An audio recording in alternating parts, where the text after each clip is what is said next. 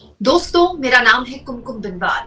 पूर्व प्रधानमंत्री डॉक्टर मनमोहन सिंह के देहांत के बाद लगातार ऐसी बहुत सी वीडियोस आपने सोशल मीडिया में देखी होंगी। मैंने भी ऐसी वीडियो बनाई जिसमें 10 साल मनमोहन सिंह के कार्यकाल का कंपैरिजन, तुलना की गई 10 साल प्रधानमंत्री नरेंद्र मोदी की सरकार के कार्यकाल से। लेकिन आज एक ऐसा दौर जब भारत की विदेश नीति को लेकर लगातार सवाल उठ रहे हैं। अमेरिका में ट्रंप की वापसी के बाद वहां मौजूद H-1B वीजा के जरिए गए भारतीय या फिर गैर कानूनी तरीके से गए हुए भारतीयों को लेकर लगातार चिंताएं की लकीरें पैदा हो रही हैं। ऐसे वक्त में डॉक्टर मनमोहन सिंह की विदेश नीति होती तो क्या तब भी ऐसे ही हालात होते?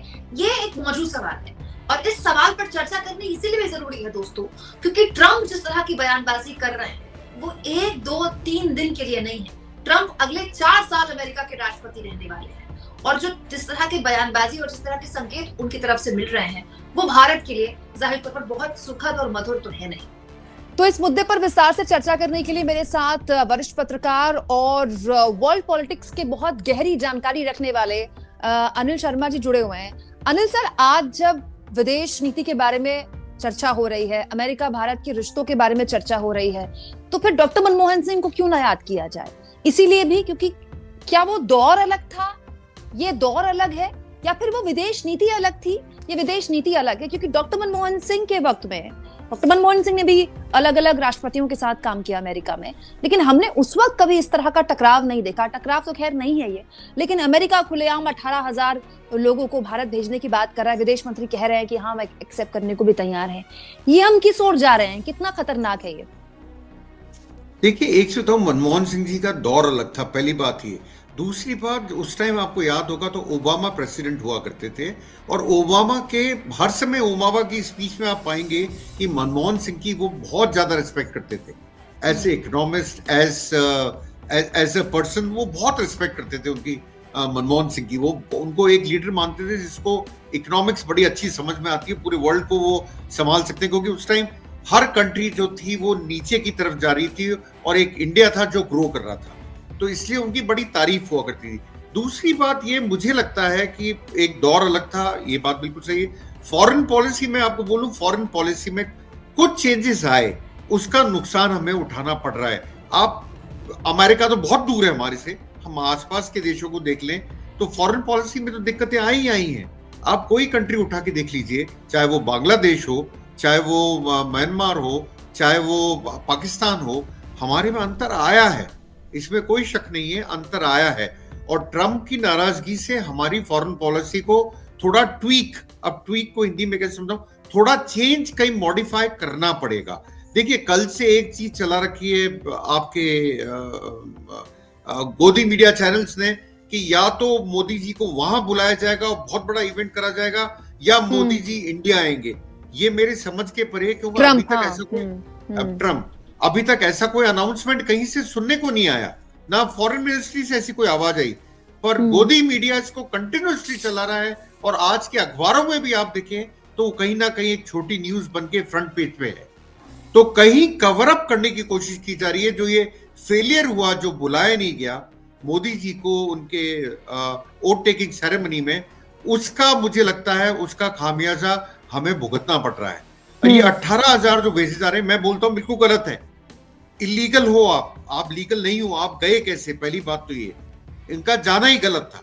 भेजा जा रहा है, हमारे यहां से भी हम रोजाना बात करते हैं, बांग्लादेशी उसको भेजेंगे, रोहिंग्या उसको भेजेंगे, बात तो करते हैं। इलीगल है, बिल्कुल भेजना चाहिए, मैं भी इस चीज को मानता हूं। आप गए क्यों? पेपर्स के साथ जाते तो दिक्कत नहीं होती, आप गए क्यों? गए इसलिए क्योंकि आपको इंडिया में चीजें नहीं मिल रही जैसी आपको अमेरिका में देखने को मिलती है। उस चमक धमक ने आपको अट्रैक्ट करा जो इंडिया में मिस हो रहा है। और ये मिसिंग अभी नहीं, ये मिसिंग थोड़े, ये मैं मानता हूं सितंबर से पहले से मिसिंग चालू हो गया इंडिया के अंदर। एक जो ग्रोथ स्टोरी थी वो खत्म होती गई। आप खैर इस क्वेश्चन पे भी आएंगे, तो वो जो ग्रोथ स्टोरी थी, जो लोगों को दिख रहा था और जो फॉरेन में बैठे हुए लोगों को भी दिख रहा था, उनके सामने से थोड़ी धुंध हटी। नहीं सर, मेरा सवाल अलग है। मेरा सवाल भारत के, अमेरिका, जो भारतीय हैं उनके अमेरिका में बदलते परसेप्शन को लेकर है। अमेरिका में भारतीयों का तो सर 2 तरह का परसेप्शन है। एक, ये बहुत मेहनती हैं, ये बहुत पढ़ाई लिखाई करते हैं, इनका बैकग्राउंड बहुत अच्छा है और ये एकेडमिकली बहुत ज्यादा टेक्निकली और एकेडमिकली बहुत स्ट्रांग होते हैं, लेकिन एक वर्ग ये भी है जो न केवल भारतीय बल्कि बहुत से अलग अलग मुल्क हैं, मेक्सिको है, बांग्लादेश है, पाकिस्तान है, जहां से लोग इलीगल तरीके से वहां जाते हैं और वो सेंटिमेंट आज से खराब नहीं हुआ है। पिछली बार जब ट्रंप राष्ट्रपति बने थे तब से वो लगातार घुसपैठियों को लेकर बात कर रहे हैं, और केवल अमेरिका में नहीं हो रहा है। सर आप एक और चीज नोटिस कीजिए ना, हमारे देश में भी कोई चुनाव होता है, चाहे झारखंड का चुनाव हो, दिल्ली के चुनाव में बांग्लादेशी और रोहिंग्या मुद्दा है, झारखंड के चुनाव में मोदी जी ने रोटी बेटी माटी का मुद्दा दिया। तो ये जो हम एक तरफ तो बात करते हैं हम ग्लोबलाइज्ड हो रहे हैं, और दूसरी तरफ हम बात करते हैं अमेरिका कह रहा है नहीं मेरे देश में मेरे लोगों को नौकरी मिलेगी, इंडिया कह रहा है नहीं मेरे देश में। तो ये परसेप्शन कैसे बदला ओवरऑल वर्ल्ड पॉलिटिक्स में? देखिए इसका सिर्फ एक सीधा सा कारण है कि मैं बोलूंगा जब से एक तरह से नेशनलिस्ट लीडर्स का जन्म हुआ, मतलब मैं इसको डेफिनेशन नहीं करता हूँ, नेशनलिस्ट लीडर जो अपना दक्षिणपंथी लीडर्स का जन्म हुआ पूरे वर्ल्ड के अंदर, कुछ ज्यादा ही जन्म हुआ। टर्की देखिए, अमेरिका देखिए, मतलब जन्म तो शुरू से ही था, उनका उभार हुआ जब से दक्षिण उभार हुआ, जो आगे आए और एकदम से उन्होंने पोजीशन होल्ड कर ली। उनका नारा ही ये था पहला कि हम बाहर वालों को सबसे पहले निकालेंगे, और उसी चीज ने, कोई भी कंट्री हो, आप किसी भी कंट्री को लीजिए, ज्यादातर कंट्रीज में दक्षिणपंथी आ चुके हैं या वर्ष पे हैं आने के, तो लोगों को शायद उसमें ये लगा कि हमारी नौकरियां जो हैं वो बाहर वाले खा रहे हैं, इसलिए शायद उनका सपोर्ट उस तरफ गया। अमेरिका की आप बात करते हैं, मैं तो अपना एग्जांपल दे सकता हूं लोगों को कि मैं काम करा करता था, मुझे सिर्फ इस शर्त पे, जब ट्रंप पहली बार राष्ट्रपति बने थे, तो मुझे इसलिए नोटिस आया था, अमेरिका की मैगजीन के लिए काम करता था, कि आपको अब हम नहीं रख सकते क्योंकि जो हमारे नए प्रेसिडेंट उनका ऑर्डर है कि ज्यादा अमेरिकन को नौकरी दी जाए। तो हमारे साथ कई इंडियंस थे जो काम करते थे उस मैगजीन के लिए, और हम सबको एक साथ करीब हम 20-25 लोग थे जो इंडिया के अलग अलग कोनों में थे, हम लोग काम करा करते थे। और ऑब्वियसली आप जानते हैं अमेरिका और इंडिया टाइम में बहुत अंतर है, हम रात को काम करा करते थे, बहुत लेट नाइट काम होता था, वो एकदम से एक झटके में छिन चुकी। ये मैं आपको पर्सनल एग्जांपल बता रहा हूं। तो ट्रंप के साथ ये चीज पॉलिसी चली है और ये चलेगी। और अब के जो 18,000 है, देखिए वैसे तो आपको भी पता है, मैं नंबर बोल चुका हूं, करीब 7.5 लाख इंडियंस है, नंबर बड़ा है। और एक कंट्री है शिकागो जहां सबसे ज्यादा रहते हैं, रहता भी कौन है? गुजरातीज एंड पंजाबी, ज्यादा बाकी भी होंगे, मैं मना नहीं करता, पर ज्यादा ये आइडेंटिफाइड है। तो आप देखिए जो वो कर रहे हैं उनकी कंट्री के हिसाब से ही is playing to his galleries, जो मैं हर बार बोलता हूं, अपने वोटर्स को जो उन्होंने कहा था वो कर रहे हैं, क्योंकि 55% अमेरिकन वोटर्स चाहते हैं उनको बाहर निकाला जाए। उनको ये लगता है अमेरिकन को कि हमारी नौकरियां खा रहे हैं, क्योंकि एक तो सस्ते में काम कर लेते हैं, एक उनसे बेटर काम कर लेते हैं, because Indians are traditionally hard working and more knowledgeable. मैं बोलूंगा किसी और कंट्री से अगर आप देखें, एकेडमिक भी इनकी ज्यादा पकड़ है, नॉलेज में भी ज्यादा पकड़ है, और स्किल्ड वर्कर्स में भी अगर आप देखें इंडियंस ही आपको वर्ल्ड ओवर मिलेंगे। और इलीगल जाना जो था वो गलत था, वो आज भी मैं बोलता हूं गए तो अब भुगत रहे, क्योंकि आपको पता नहीं था ट्रंप जीत जाएंगे। ट्रंप जीत गए, उन्होंने एकदम निकाल दिया। शायद मैंने कहीं फिगर पढ़ा है, मेरे को अगर मेरी मेमोरी राइट है तो शायद पिछले साल बाइडेन के टाइम में ओनली इन 23-24 फाइनेंशियल ईयर, मतलब 1 अप्रैल 2023 से लेके 31 मार्च 2024 के बीच में शायद सिर्फ 1100 लोगों को बाहर भेजा गया था। ओके। तो उसके हिसाब से तो बहुत बड़ा नंबर है 18,000 एक साथ भेज, जिसके लिए जयशंकर भी बोले हम तैयार हैं उनको लेने के लिए। तैयार क्या होंगे? कर क्या सकते हैं? कर क्या सकते हैं? मेरा क्वेश्चन है, आप कर क्या सकते हो? अगर कोई कंट्री अपने देश से निकाली, वो भी अमेरिका को आप आंख ही नहीं दिखा सकते हो। अमेरिका जो बोलेगा वो मानना पड़ता है आप लोगों को। मैं तो हर समय एक चीज बोलता हूं, अमेरिका छींक लेता है, जुकाम पूरे वर्ल्ड को हो जाता है। अच्छा, ये बहुत टिपिकल सी बात है।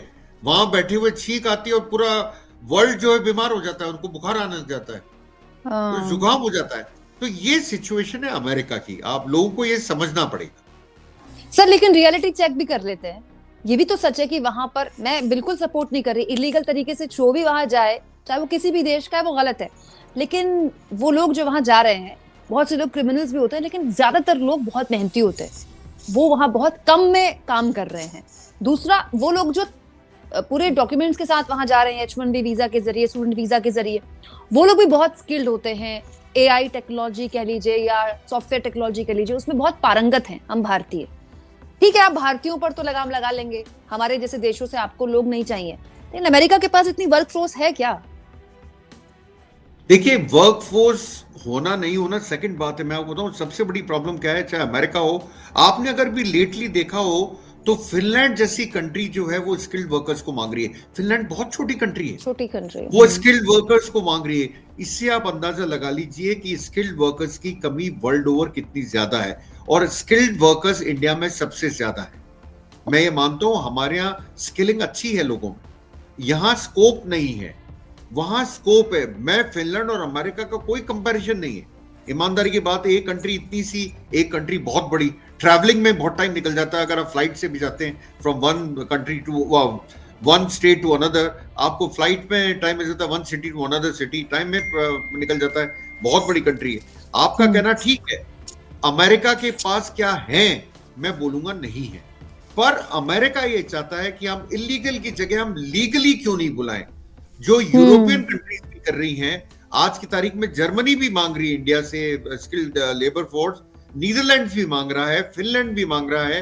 तो अगर आप लीगली जाएं तो उसमें क्या बुराई है?